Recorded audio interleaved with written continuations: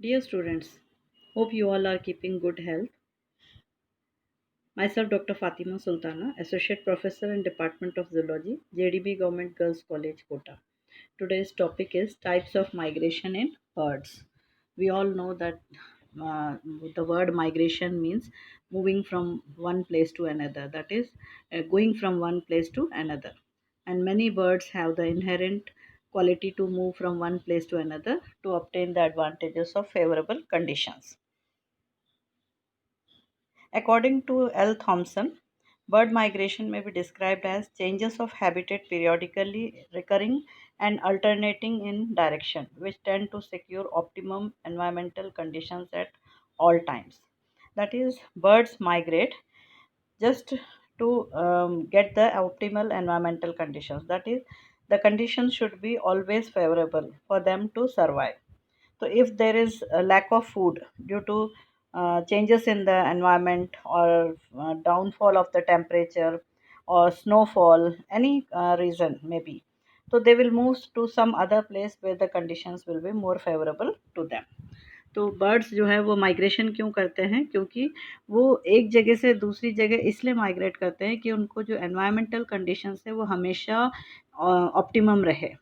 यानी उनको सर्वाइव करने के लिए उन्हें जो भोजन चाहिए और जो शेल्टर चाहिए, नेस्टिंग के लिए जो लोकेशन चाहिए, वो सब उन्हें हमेशा मिलता रहे। तो ज़रूरी नहीं है कि एक ही जगह में ये सारी चीज़ें पूरे साल जो है 12 महीने वैसे ही रहेगा एनवायरमेंटल कंडीशंस चेंज होते रहते हैं।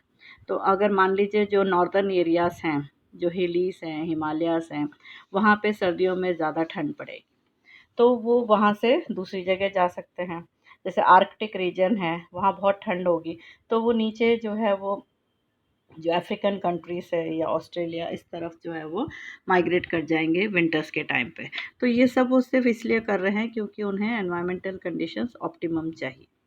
Now, bird migration is more or less regular, extensive movements between their breeding regions and their wintering regions. जहाँ वो ब्रीड करते हैं और जो विंटरिंग रीजन्स है उसके बीच में जो है इनका मूवमेंट जो है उसको हम बर्ड माइग्रेशन कहते हैं। और ये टू वे जर्नी है, onward journey from the home to the new places and back journey from the new places to the home. This movement occurs during particular period of the period and the birds usually follow the same route. Birds जो है वो नए जैसे अपना home है, home जहाँ वो रह रहे थे, वहाँ से नए जगह में जाना और नए जगह से वापस अपने घर आना। तो ये टू वे जर्नी है इनका। और ये जो है पूरे वर्ष में जो है वो सेम रूट मतलब एवरी ईयर हर साल जो है वो सेम रूट फॉलो करते हैं, जिसमें मैंने आपको लास्ट प्रीवियस क्लास में फ्लाईवेज के बारे में बताया था। तो उसमें वो रूट्स फॉलो करते हैं बर्ड्स। तो they follow that route every year. और ये जो है इनका एक इंटरनल बायोलॉजिकल क्लॉक होता है जो इस फिनोमेना को रेगुलेट करता है। क्योंकि आपको बताया था ना, जैसे कि कंपास यूज़ करते हैं, हम कहीं जाते हैं तो जीपीएस यूज़ करते हैं लोकेशन को फाइंड आउट करने के लिए, तो इनके ब्रेन में भी जो है वो इम्प्रिंट होकर रहता है, तो उसको हम इंटरनल बायोलॉजिकल क्लॉक भी कह सकते हैं। तो जिसके वजह से ये उन रूट्स को फॉलो करते हैं every year. Now types of migration जो है ये altitudinal migration, latitudinal migration, longitudinal migration, total migration और पार्शियल माइग्रेशन। इसके अलावा और भी जैसे सीजनल भी हो सकते हैं, डायूर्नल हो सकते हैं। बहुत सारे माइग्रेशन के टाइप्स हैं और ज़रूरी नहीं है कि एक बर्ड सिर्फ एक ही टाइप ऑफ माइग्रेशन को फॉलो करेगा। उसमें नंबर ऑफ माइग्रेशन जो है वो इंटरमिंगल्ड रहते हैं क्योंकि वो ऑप्टिमल एनवायरमेंटल कंडीशंस के लिए मूव कर रहे हैं एक जगह से दूसरे जगह। Now, the term migration describes periodic, large scale movements of populations of animals. One way to look at migration is to consider the distances traveled. तो माइग्रेशन जो है वो क्या है, कितना डिस्टेंस वो ट्रैवल कर रहे हैं अपने होम से नए न्यू प्लेसेस के लिए इन सर्च ऑफ फूड। और विंटर जो समर्स में जो है वो साउथ से नॉर्थ की तरफ और विंटर्स में जो है नॉर्थ से साउथ की तरफ आना, ये सब जो है इनका माइग्रेशन है ये। तो ये माइग्रेशन जो है ये अगर परमानेंट रेसिडेंस है, कुछ बर्ड्स ऐसे होते हैं जो परमानेंटली जो है एक ही जगह रहते हैं और वो माइग्रेट नहीं करते हैं। तो उन्हें क्या है कि एडिक्वेट फूड सप्लाई मिलता रहता है पूरे साल, जो है उन्हें पर्याप्त भोजन प्राप्त होता रहता है तो वो माइग्रेट नहीं करते हैं, उनको हम परमानेंट रेसिडेंट्स कहते हैं। जैसे for example this northern cardinal. और कुछ होते हैं जो शॉर्ट डिस्टेंस माइग्रेंट्स होते हैं, यानी थोड़ी सी दूरी, जैसे हायर टू लोअर एलिवेशन। जैसे एक माउंटेन है, माउंटेन के अगर ऊपर से नीचे की तरफ शिफ्ट हो जाना या नीचे से ऊपर की तरफ शिफ्ट हो जाना, ये इनका शॉर्ट डिस्टेंस माइग्रेशन होता है, जिसको शॉर्ट डिस्टेंस माइग्रेंट्स कहते हैं। तो इसका एग्जांपल है northern Bob white. Medium distance migrant कुछ होते हैं जो कुछ कई स्टेट्स को जो है वो क्रॉस करते हैं, यानी एक कंट्री से दूसरी कंट्री की तरफ जाना, तो उनको हम मीडियम डिस्टेंस माइग्रेंट्स कहते हैं, जैसे ब्लू जे। और कुछ होते हैं जो लॉन्ग डिस्टेंस, काफ़ी दूरी जो है वो ट्रैवल करते हैं, जैसे नॉर्दर्न अमेरिका से सदर्न अमेरिका, या यूनाइटेड स्टेट्स एंड कनाडा से विंटरिंग ग्राउंड्स जो है सेंट्रल एंड साउथ अमेरिका। तो इस तरह, या यूरोप से जो है अफ्रीका की तरफ, एशिया से अफ्रीका की तरफ, ईस्ट एशिया से वेस्ट अफ्रीका की तरफ, ये जो होते हैं ये सब लॉन्ग डिस्टेंस माइग्रेंट्स होते हैं। Now seasonal migration. सीजनल भी होते हैं माइग्रेशंस, यानी जैसे सीज़न कौन कौन से सीज़न है, रेनी सीज़न है, समर सीज़न है, विंटर सीज़न है। तो some birds migrate at different seasons of the year for food और breeding, called seasonal migration. Example है जैसे कुकू, स्विफ्ट, स्वैलोज। ये जो है माइग्रेट करते हैं, they migrate from south to north. Summers में जो है ये साउथ से नॉर्थ की तरफ माइग्रेट करते हैं, तो इनको समर विजिटर्स कहते हैं। इसी तरह से कुछ बर्ड्स होते हैं जैसे स्नो बंटिंग, रेड विंग, शोर लार्क, ग्रे प्लोवर एक्सेट्रा। ये जो है नॉर्थ टू साउथ आते हैं विंटर्स में, तो इनको हम विंटर विजिटर्स कहते हैं। नेक्स्ट है latitudinal migration. This migration is between areas of different latitudes from north to south and vice versa, यानी ऊपर से नॉर्थ से लेके नीचे साउथ तक। जैसे आर्कटिक टर्न है, तो आर्कटिक से अंटार्कटिक तक आ रहा है, तो ये क्या है, ऊपर नॉर्थ से लेकर के नीचे साउथ तक आ रहा है, तो इसको हम लैटिट्यूडनल माइग्रेशन कहते हैं। So the exact direction of migration is often determined by geographic features। जैसे, क्योंकि आपको बताया था ना कि इंटरनल बायोलॉजिकल क्लॉक होता है इनके अंदर, जिससे वो रूट्स को फॉलो करते हैं। तो एवरी ईयर ये आर्कटिक बर्ड जो है टर्न कैसे माइग्रेट करता है, तो ये जो कुछ लोकेशंस को भी आइडेंटिफाई करके रखते हैं ये, और सन और स्टार्स इनके भी क्लूज लेते हैं, मैग्नेटिक फील्ड को भी क्लू की तरह यूज़ करते हैं और रूट्स को तय करते हैं। Longitudinal migration, this type of movement is the change between different longitudes, यानी east to west, west to east, इसको हम लॉन्गिट्यूडनल मूवमेंट कहेंगे। तो this type of migration is known as longitudinal migration, and this is common among many birds in Europe. तो वो Europe से जो है वो जैसे वेस्ट अफ्रीका की तरफ आ रहे हैं, या ईस्ट एशिया से जो है वो वेस्ट अफ्रीका की तरफ आ रहे हैं, तो ये ईस्ट टू वेस्ट और वेस्ट टू ईस्ट जो है वो बर्ड्स माइग्रेट करते हैं। एल्टीट्यूडनल माइग्रेशन, इसके अंदर जो है birds that breed in tall mountains often exhibit altitudinal migration. जो बर्ड्स माउंटेन्स के ऊपर ब्रीड करते हैं, वो इस तरह का एल्टीट्यूडनल माइग्रेशन शो करते हैं।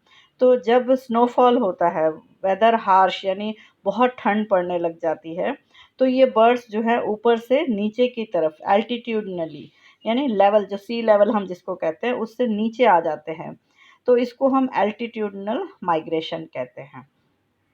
और ये कुछ 100 फीट एलिवेशन होता है, और इनके जो हैबिटेट्स हैं वो डिफरेंट होता है, क्योंकि टॉप पे अगर हम देखें तो स्नो से ढका हुआ है, और अगर वही माउंटेन नीचे से देखेंगे तो वो ग्रीन हो सकता है, ग्रास हो सकते हैं, ट्रीज हो सकते हैं, जिसमें बर्फ़ नहीं होती है। तो इस तरह का एनवायरमेंटल चेंजेस जो है वो उनके लिए फेवरेबल होते हैं, इसीलिए वो एल्टीट्यूडनल माइग्रेशन शो करते हैं।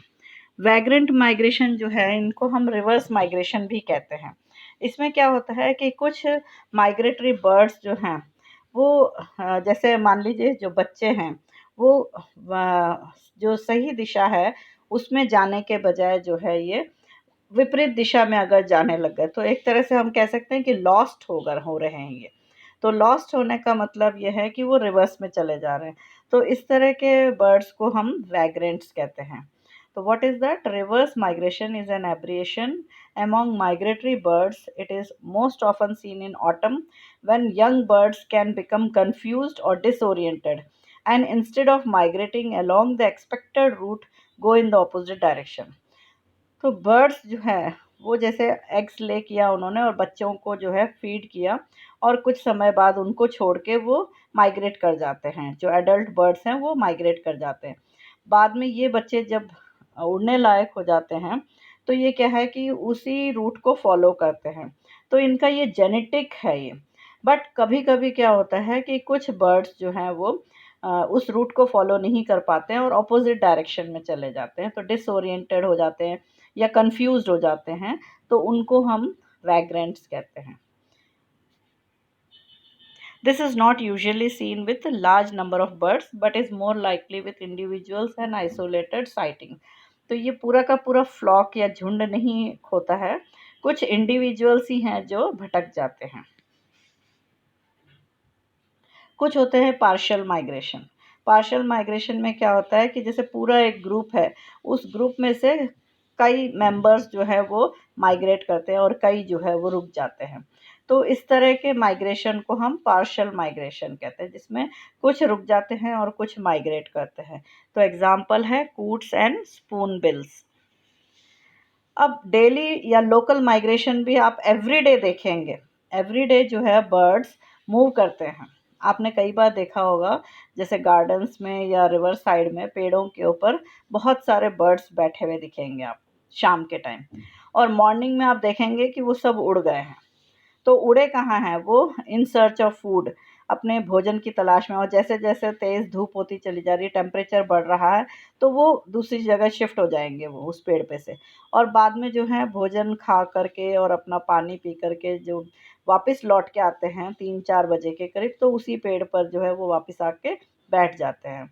तो ये इस तरह का जो लोकल माइग्रेशन है वो आप स्पैरोस, जो हाउस स्पैरोस है, उसमें देख सकते हैं इसके अंदर। तो मैनी बर्ड्स जो है they make daily movements from their nest in response to environment force such as light, darkness, temperature, humidity, and food availability.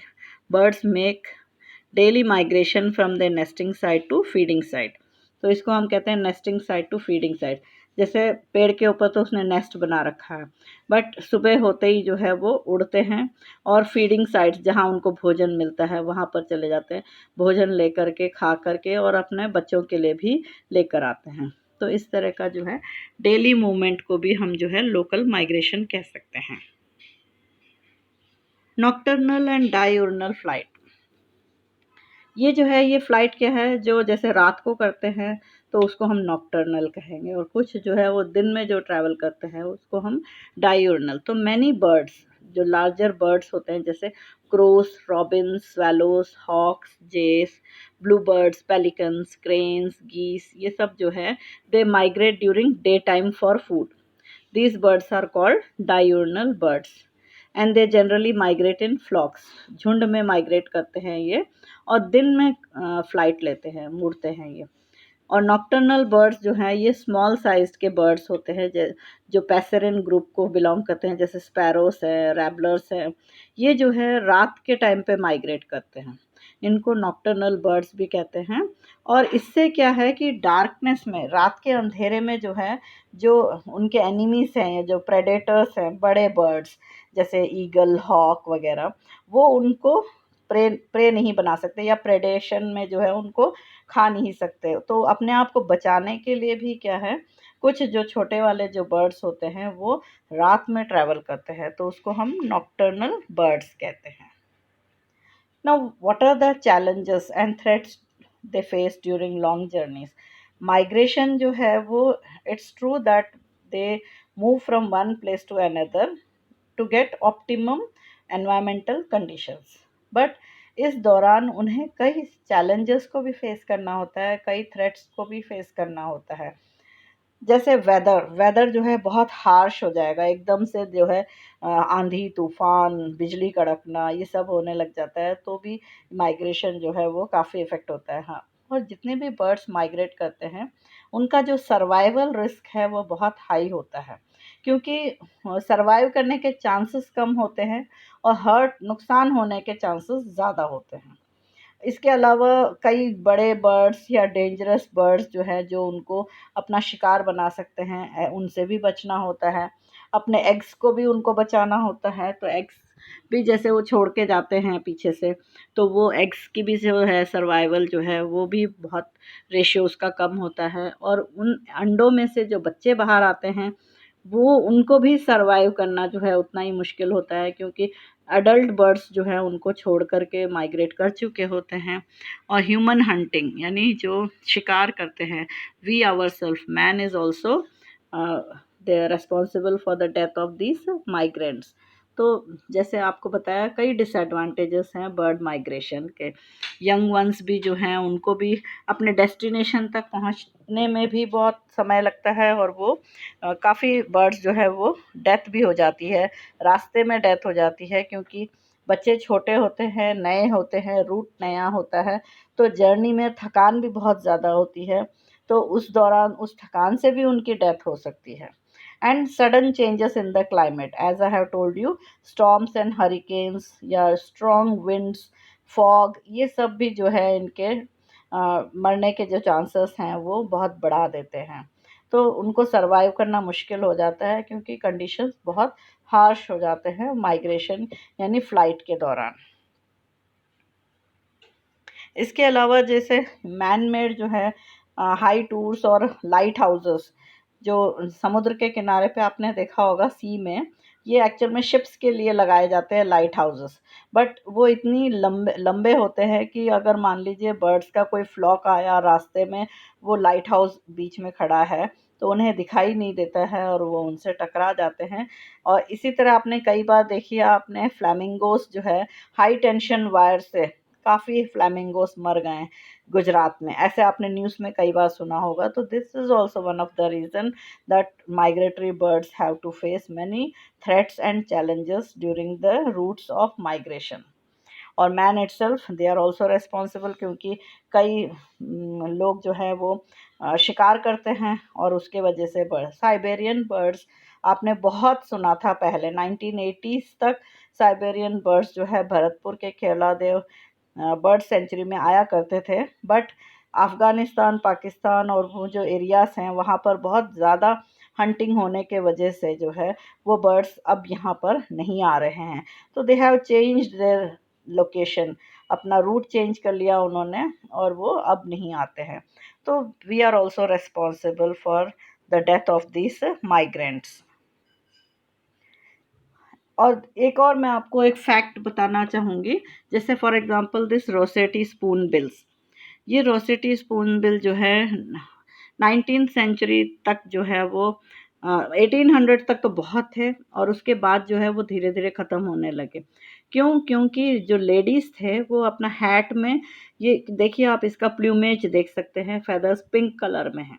तो ये जो पिंक कलर के फेदर्स है वो हैट में पीछे फैंसी फेदर्स की तरह लगाए जाते थे हैट्स में। जो महिलाएं हैं वहाँ की, यूनाइटेड स्टेट्स की, वो हैट पहनने का फैशन था उनका, तो उसमें वो फेदर्स लगाए जाते थे। तो ये जो फेदर्स हैं ये सोने से भी ज़्यादा वैल्यूएबल हो गए थे। तो इनका शिकार किया जाता था, इनके पंख निकाल लिए जाते थे और उस बर्ड को जो है छोड़ दिया जाता था। तो इस तरह से इनके जो है बहुत सारे जो पॉपुलेशन है वो घटती चली गई। तो फिर क्या है, माइग्रेटरी बर्ड ट्रीटी बनाया गया 1918 में, जिसमें ये है कि this act protects all migratory birds from being killed from their for their feathers और एग्स।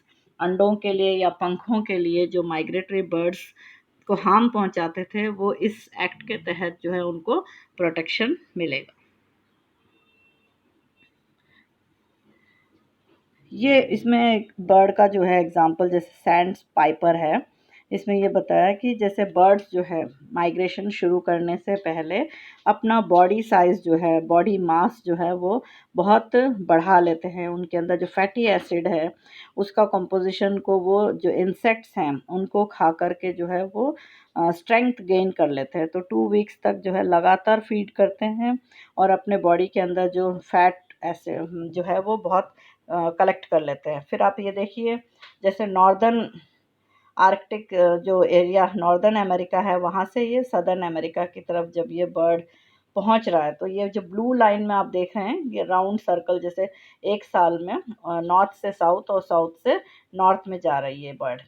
तो जब ये नॉर्थ अमेरिका से साउथ अमेरिका की तरफ आ रहा है, तो बीच में आप देखिए पूरा समुद्री इलाका है, तो इन्हें एक कंटिन्यूअस फ्लाइट लेना होता है। तो दैट कवर्स 4500 किलोमीटर, और 3 दिन लग जाते हैं इस बर्ड को। कहीं कोई स्टॉपेज नहीं है इनके अंदर, और ये लगातार 3 दिन तक फ्लाइट भरते हैं, उड़ान भरते हैं, और 3 दिन बाद जो है वो साउथ अमेरिका पहुंचते हैं। तो इस तरह से जो उन्होंने भोजन अपने शरीर के अंदर इकट्ठा किया, उसी से जो है उनको ताकत मिलती है, और उड़ान भरने के लिए उन्हें काफ़ी एनर्जी की भी ज़रूरत होती है, और काफ़ी एनर्जी भी खर्च होती है। तो this all comes from the diet which they have consumed before taking the flight.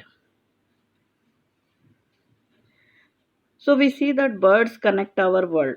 World में जो है सारे बर्ड्स एक जगह से दूसरे जगह जा रहे हैं, तो वर्ल्ड को वो कनेक्ट कर रहे हैं। जैसे ईस्ट टू वेस्ट आ रहे हैं, वेस्ट टू ईस्ट जा रहे हैं, या नॉर्थ टू साउथ आ रहे हैं, साउथ टू नॉर्थ आ रहे हैं। तो वी सी दैट बर्ड्स, कितने ही सारे बर्ड्स हैं जो माइग्रेशन कर रहे हैं और एक जगह से दूसरे जगह जा रहे हैं। तो हम ये कह सकते हैं कि बर्ड्स कनेक्ट आवर वर्ल्ड। और इसके लिए जो है वर्ल्ड माइग्रेटरी बर्ड डे भी सेलिब्रेट किया जाता है May 9th को। Thank you so much.